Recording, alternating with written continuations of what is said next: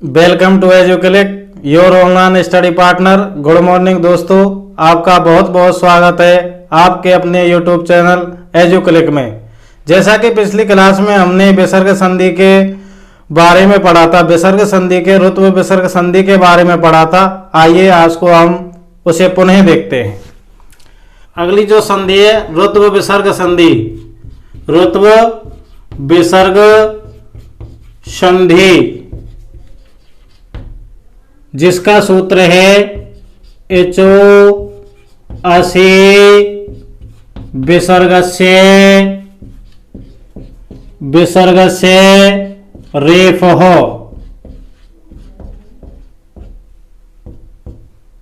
अतः यह सूत्र कहता है कि इसके बाद अतः इच में जो आते हैं ए और आ को छोड़कर, ए या आ के अलावा सभी स्वरवर्ण आते हैं, सभी स्वरवर्ण के बाद क्या हो, विसर्ग हो। अतः पूर्व वर्ण जो होगा ए और आ के अलावा कोई सा भी स्वरवर्ण हो, ह्रस्व ई, दीर्घ ए, ओ, री, ए, आई, ओ, औ, इनके अलावा यदि विसर्ग हो और बाद में किसी भी वर्ग का अतः परवर्ण तीसरा चौथा पांचवा, प्रत्येक वर्ग का तीसरा चौथा पांचवा वर्ण ये, वे, रे, ले और कोई भी स्वरवर्ण हो, कोई भी स्वरवर्ण परवर्ण के रूप में हो तो विसर्ग के स्थान पर रे कर दिया जाता है, अतः विसर्ग के स्थान पर रकार कर दिया जाता है। देखते हैं, उदाहरण के रूप में देखते हैं। जैसे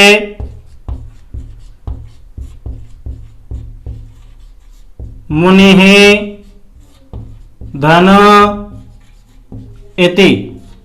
अब देखिए यहां पूर्व वर्ण जो होगा ए आ के अलावा किसी भी स्वर वर्ण के बाद में क्या होगा, विसर्ग होगा। अब देखिए मुनि के अंत में कौन सा स्वर वर्ण है, ह्रस्व ई है, उसके बाद में स्वर वर्ण है, बाद में कोई भी स्वर वर्ण हो सकता है या किसी भी वर्ण का तीसरा चौथा पांचवा वर्ण या कोई भी अंतस्थ वर्ण हो सकता है। तो इस विसर्ग के स्थान पर आपको क्या करना है, रकार करना है, अर्थात रे करना है।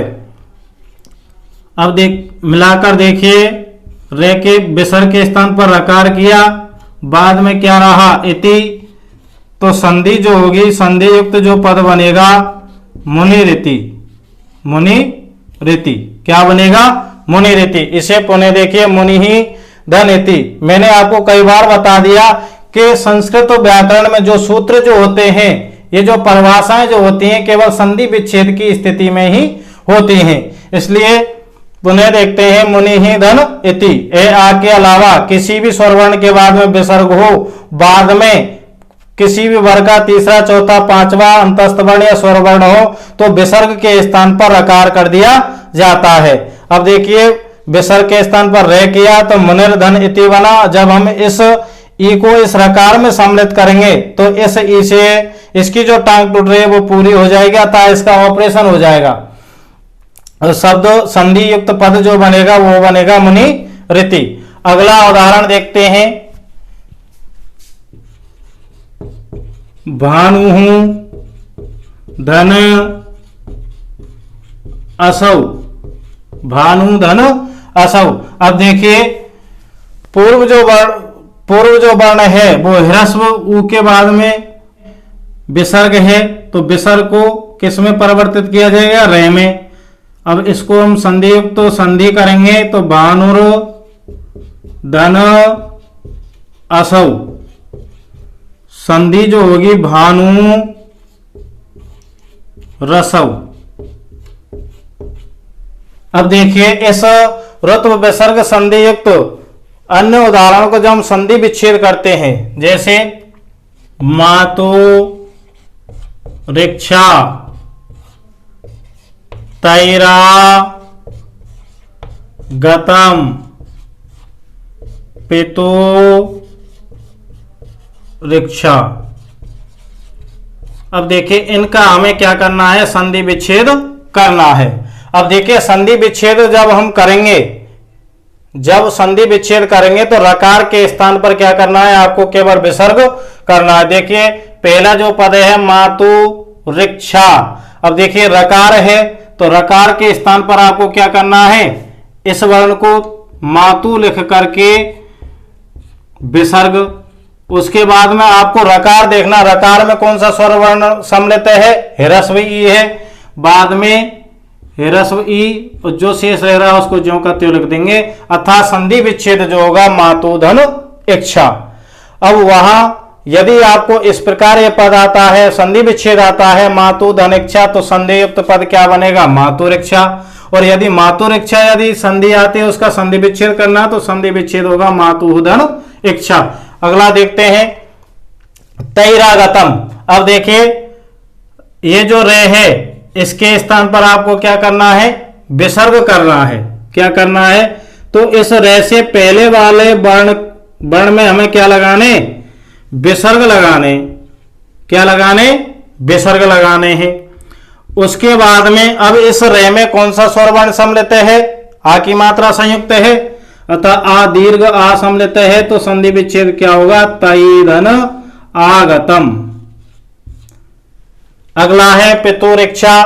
अब देखिए इस रकार के स्थान पर आपको क्या करना है, विसर्ग लगाना है। पितुहु धन, इसमें ह्रस्व रे ई स्वर वर्ण सम्मिलित है, तो संधि विच्छेद होगा पितु धन इच्छा।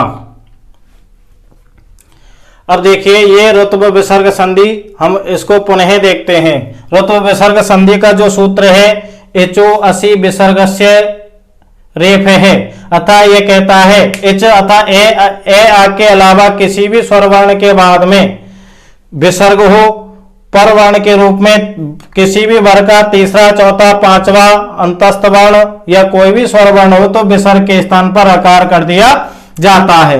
देखें देखते हैं मुनि धनेति, तो ह्रस्व ई है, ह्रस्व ई के बाद में विसर्ग है प्लस कोई भी स्वर वर्ण है, तो इस विसर्ग के स्थान पर क्या परिवर्तन किया हमने, रकार किया, तो संधि जो होगी मुनि धन रेति। ऐसे ही अगला है भानु हूं धन असौ, विसर्ग के स्थान पर क्या करना है, रकार करना है, भानुर धन असौ, संधि युक्त पद जो बनेगा भानु रसौ। इसी प्रकार संधि युक्त पद दे रखे हैं तो इनका आपको क्या करना है, संधि विच्छेद करना है। मातु धन इच्छा, अगला तैरागतम तई धन आगतम, पितुरिक्षा पितु धन इच्छा। अच्छा, तो ये ऋत्व विसर्ग संधि आपको समझ में आई होगी। अच्छा, इससे आगे विसर्ग लोप संधि पढ़ते हैं। अगली जो संधि है विसर्ग लोप संधि। इस विसर्ग लोप संधि का जो सूत्र है वो है आतो असे विसर्ग से लोप है।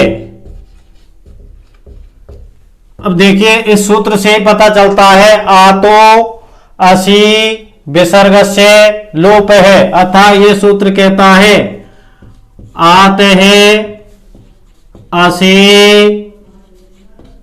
विसर्ग से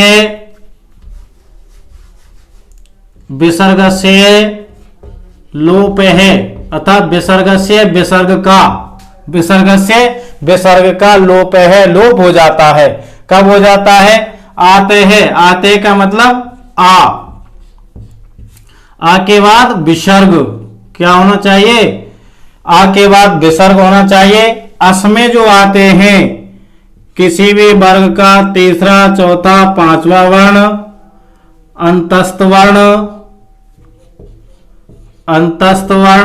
अंतस्थ में आते हैं ये वे रे ले, और कोई भी स्वर वर्ण हो तो विसर्ग का लोप कर दिया जाता है। क्या कर दिया जाता है, विसर्ग का लोप कर दिया जाता है। अतः कब कर दिया जाता है, या तो दीर्घ आ के बाद में विसर्ग हो, पर वर्ण के रूप में किसी भी वर्ग का तीसरा, चौथा, पांचवा अंतस्थ वर्ण या कोई भी स्वर वर्ण हो तो विसर्ग का लोप कर दिया जाता है। जैसे लता, धन, एदंते। अब देखिए आ के बाद विसर्ग है, उसके बाद में कोई भी स्वर वर्ण है तो विसर्ग का क्या कर दिया जाएगा, लोप कर दिया जाएगा। क्या कर दिया जाएगा, लोप। अर्थात लोप का मतलब होता है हटा देना, अर्थात विसर्ग को हटा दिया जाएगा और इसको ज्यों का त्यों लिख दिया जाएगा।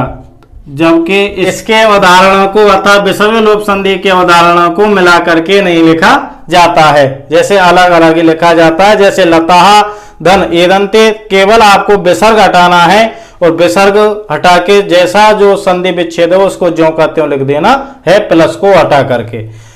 अगला उदाहरण देखते हैं। बालः, धन, अत्र। बालः, धन, अत्र। अब देखिए आ के बाद विसर्ग है, उसके बाद में स्वरवर्ण है तो विसर्ग का क्या करना है, आपको लोप करना है अर्थात हटा देना है। तो संधि युक्त जो पद बनेगा बाला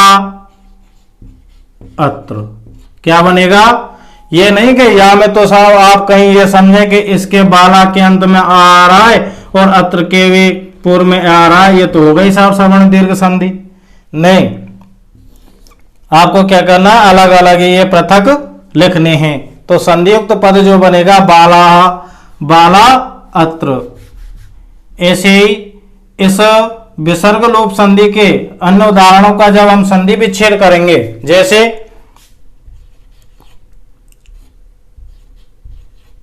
वृद्धा यान्ति, ता गच्छन्ति, ये जो उदाहरण है हमें इनका क्या करना है, संधि विच्छेद करना है। तो ऐसे पदों का आपको संधि विच्छेद करते समय केवल ये ध्यान रखना है, केवल पूर्व जो पद है उसके अंत में आपको विसर्ग लगाना और कोई भी परिवर्तन नहीं करना है। जैसे पूर्व जो पद है वृद्धा है तो वृद्धा के अंत में आस्वर वर्ण है तो इसके बाद आपको क्या लगाना है, विसर्ग लगाना है। उसके बाद पर जो पद है उसको ज्यों का त्यों लिख दिया जाता है। इस प्रकार इसके इस संधि के उदाहरणों का संधि विच्छेद किया जाता है। वृद्धा यान्ति का संधि विच्छेद हो गया वृद्धा, धन, यान्ति। ऐसे ता गच्छन्ति, केवल ता के बाद में आपको क्या लगाने हैं, विसर्ग लगाने हैं। ताहा गच्छन्ति।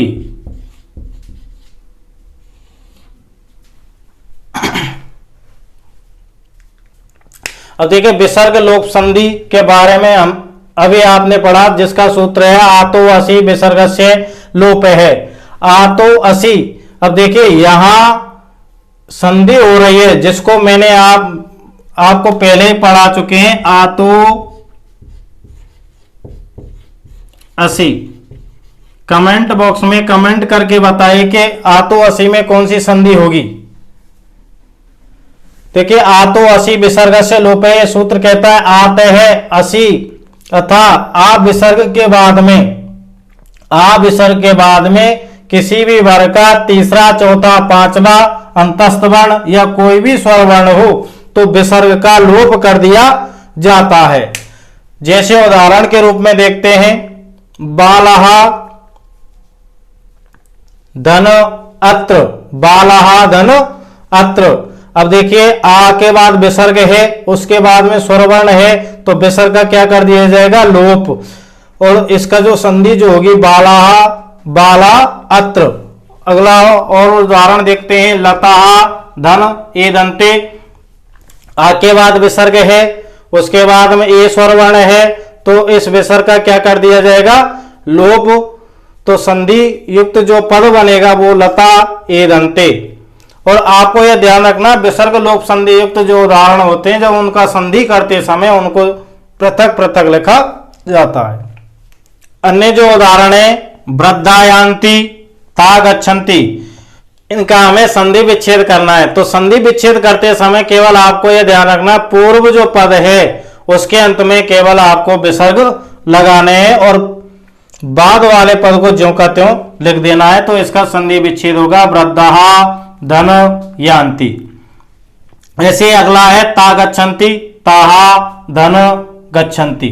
तो ये विसर्ग लोप संधि का पहला सूत्र था, ये आपके समझ में आया होगा। अब इससे आगे अगला सूत्र देखते हैं।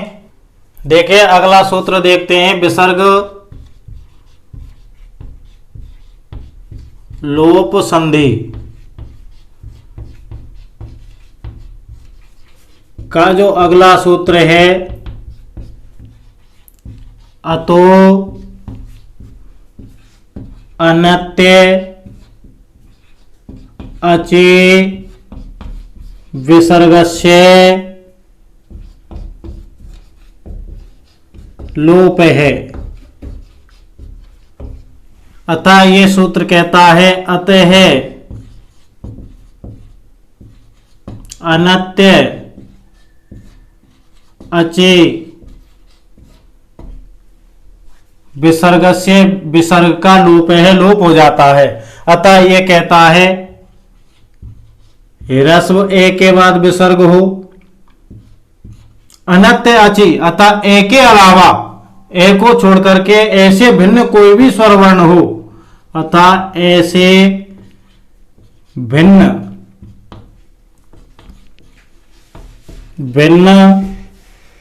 कोई भी स्वर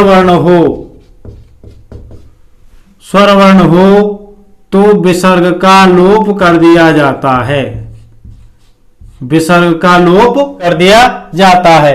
देखिए विसर्ग लोप संधि का जो दूसरा सूत्र है, अतो अनत्य अचि विसर्गस्य लोप है, ये सूत्र का कहता है अतः अनत्य अचि, अतः ए विसर्ग ह्रस्व ए, उसके बाद विसर्गो प्लस पर वर्ण जो हो, ऐसे भिन्न कोई भी स्वर वर्ण हो तो विसर्ग का लोप कर दिया जाता है। जैसे उदाहरण के रूप में देखते हैं,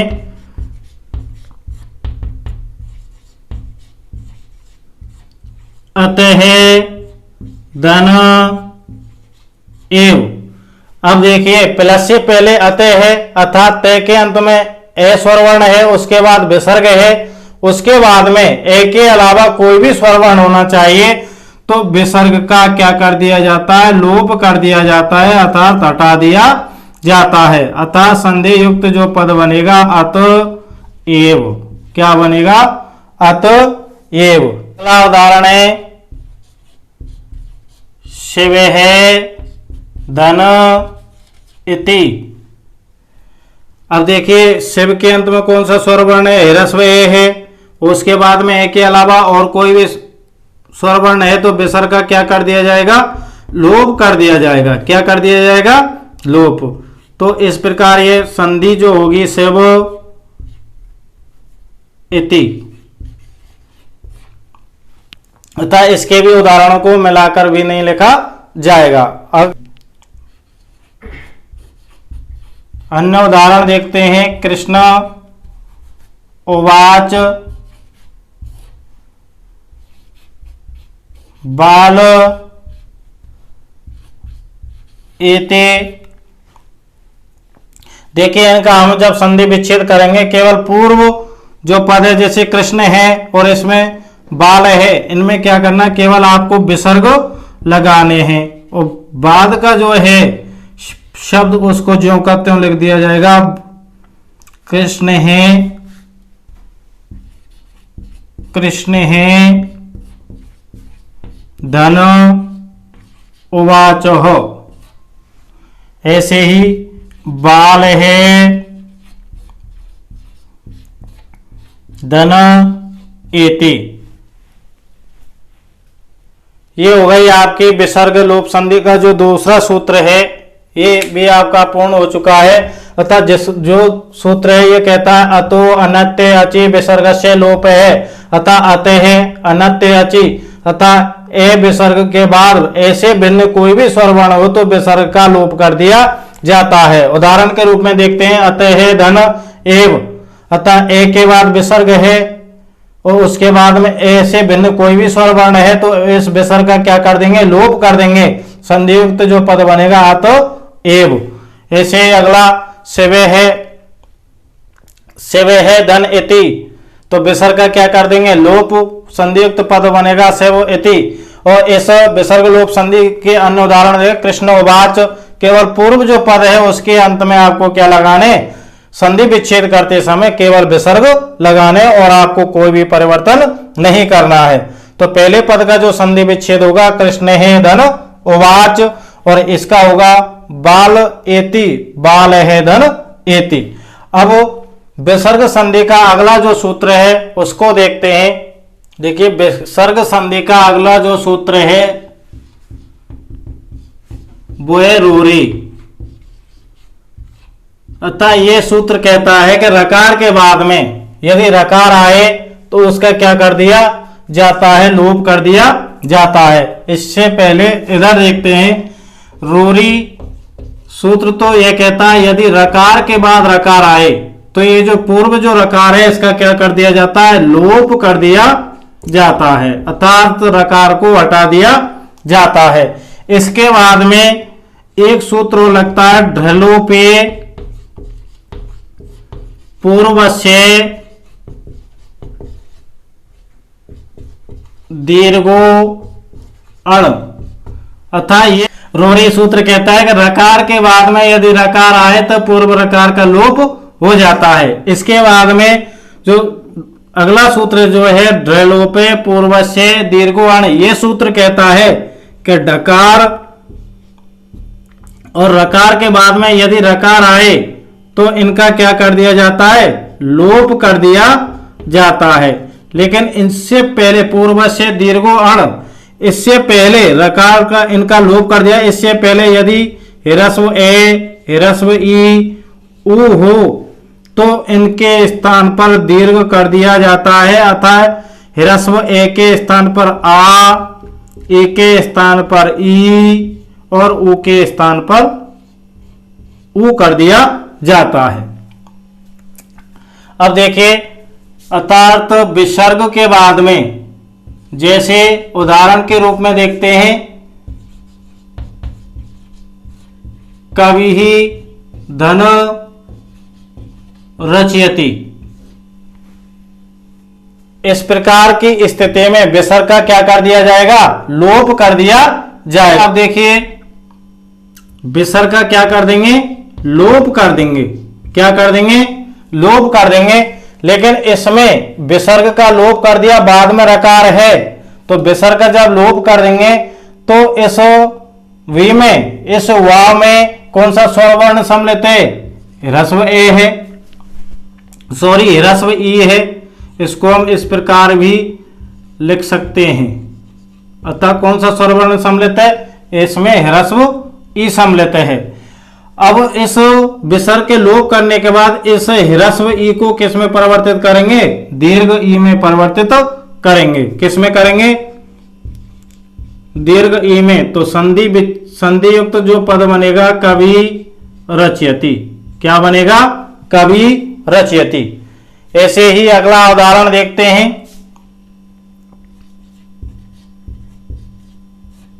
अंत है धन राष्ट्रीय, अंत है धन राष्ट्रीय। अब देखो इसके बाद विसर्ग है ए, इन तीन वर्णों के बाद विसर्ग हो और बाद में रकार हो तो विसर्ग का क्या कर दिया जाता है, लोप कर दिया जाता है। क्या कर दिया जाता है, लोप कर दिया जाता है। लेकिन लोप करने के बाद में इस अंत में इस ते में कौन सा स्वर वर्ण सम्मिलित है, ह्रस्व ए है, तो इसके स्थान पर आपको क्या करना है, आ करना है। क्या करना है, आ करना है।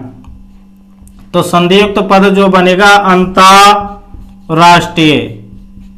तो आज तक आपने जो पद जो पढ़ा होगा था अंतरराष्ट्रीय, लेकिन संस्कृत में क्या बनता है, अंतरराष्ट्रीय।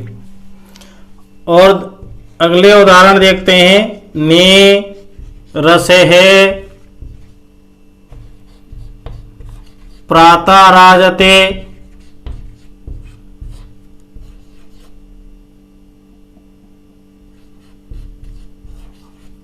हरे रम्य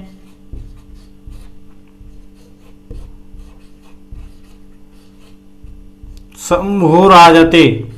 अब देखिए इनका हमें क्या करना है, संधि विच्छेद करना है।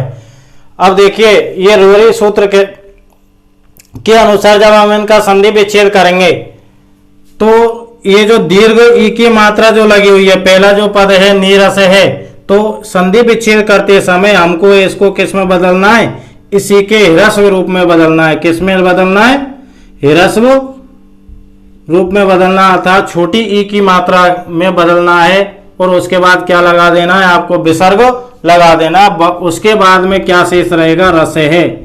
ये हो गया इसका संधि विच्छेद, नी धन रस है। जैसे अगला है प्राता राजते। क्या है, प्राता राजते। अब देखिए जब हम इसका संधि विच्छेद करेंगे तो आ की मात्रा को दीर्घ आ है तो इसको ह्रस्व आ में बदल देंगे और उसके बाद विसर्ग लगा देंगे। प्रातः धन राजते, प्रातः धन राजते। अब है हरे रम्य, इसका हम संधि विच्छेद करेंगे तो इस दीर्घ ई की मात्रा को संधि विच्छेद करते समय ह्रस्व ई में परिवर्तित करेंगे, उसके बाद विसर्ग लगा देंगे और बाद का जो पद है उसको ज्यों का त्यों लिख दिया जाता है। ऐसे शंभु राजते, इसका जब हम संधि विच्छेद करेंगे तो इस दीर्घ ऊ की मात्रा को किस में परिवर्तित करेंगे, ह्रस्व ऊ में। और उसके बाद क्या लगाना है आपको, विसर्ग। बाद का जो पद है वो ज्यों का त्यों ही रहेगा, क्योंकि बाद में आपको क्या चाहिए, रकार आना चाहिए। अतः इस प्रकार भी हम इसको कह सकते हैं कि यदि ह्रस्व ए ई उ के बाद क्या हो, विसर्ग हो और बाद में रकार हो, बाद में रकार हो, क्या हो, रकार हो, तो इस विसर्ग का लोप कर दिया जाता है। क्या कर दिया जाता है, विसर्ग का लोप कर दिया जाता है। उन तीनों वर्णों के बाद में किसी भी एक वर्ण के बाद में यदि विसर्ग होगा तो ए के स्थान पर आ कर दिया जाएगा, ह्रस्व ई के स्थान पर दीर्घ ई कर दिया जाएगा और ह्रस्व ऊ के स्थान पर दीर्घ ऊ कर दिया जाता है। जैसे उदाहरण के रूप में देखते हैं, अंत है धन राष्ट्रीय। अब देखिए विसर्ग का क्या कर दिया हमने, लोप कर दिया। तो इस ते में कौन सा स्वर वर्ण है, ह्रस्व ए है, तो इसके स्थान पर हमें क्या करना है, आ करना है। तो संधियुक्त जो पद बनेगा अंतरराष्ट्रीय। ऐसे ही कवि धन रचयति, तो विसर्ग का क्या कर दिया, लोप कर दिया। अब देखिए इस कवि के अंत में कौन सा स्वर वर्ण है, अतः ह्रस्व ई है, ह्रस्व ई है। तो संधि करते समय इसके स्थान पर हमें क्या करनी है, दीर्घ ई करनी है। तो संधि युक्त जो पद बनेगा कवि धन, वो कवि रचयति। ऐसे अन्य जो उदाहरण है इन्हें संधि विच्छेद करना है। इनका नीरस है, प्राता राजते, हरि रम्य, शंभु राजते। नीरस है, जब हम ऐसे पदों का संधि विच्छेद करेंगे तो दीर्घ ई की मात्रा को ह्रस्व में परिवर्तित करेंगे और विसर्ग लगाना और बाद का जो पद है उसको ज्यों का त्यों लिख दिया जाता है। ऐसे प्रातः राजते, प्रातः धन राजते।